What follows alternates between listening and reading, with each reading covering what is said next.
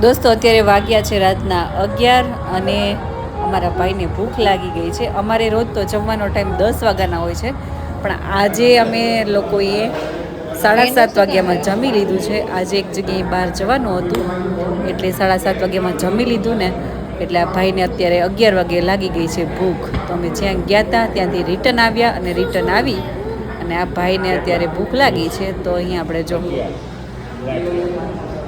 મારા માટે ચા. હવે છે ને 10 વાગ્યાનો ટાઈમ રાખવો છે જમવાનો. 7 વાગ્યામાં જમી લીધી ભૂખ લાગી અત્યારે. તો ફાઇનલી જો આપણા તો મિક્સ ભજીયા આવી ગયા છે. હજી ગાંઠિયા મંગાવ્યા છે એ હજી આવે છે. અને આ ભાઈનું અમારા ધીર્યભાઈનું મેનુ હજી બાકી છે. તો જો મસ્ત મજાના ગરમા ગરમ મિક્સ ભજીયા આવી ગયા છે આપણા. અને આપણે હવે તૂટી પડવાનું છે. અને સાથે આપણે ગાંઠિયા પણ આવી ગયા છે. જો મસ્ત ફાફડા ગાંઠિયા આવી ગયા છે. મરચાં લાગી છે ધીર્યભાઈને ભૂખ, પણ સાથે સાથે અમે બે જણા જો મંડાઈ પડ્યા છીએ. એમાંય શિયાળો હોય ને એટલે શિયાળામાં તો ભજીયા મળી જાય તો કાંઈ ના જોઈએ. તો જો તૂટી જ પડ્યા અમે લોકો.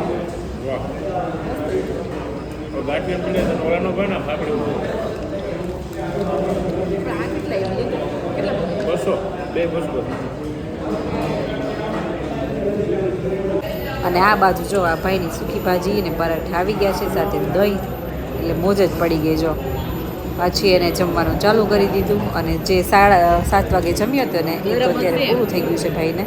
અને પાછી ફૂલ ભૂખ લાગી ગઈ છે. તો અહીંયા જો પરાઠા અને સૂકી ભાજી ખાય છે ને સાથે સાથે ભજીયાય ખાય છે ને ગાંઠિયાય ખાય છે. તો ચલો તમને કોઈને ખાવું હોય તો તમે બધા આવી જાઓ. એને એક જ છે.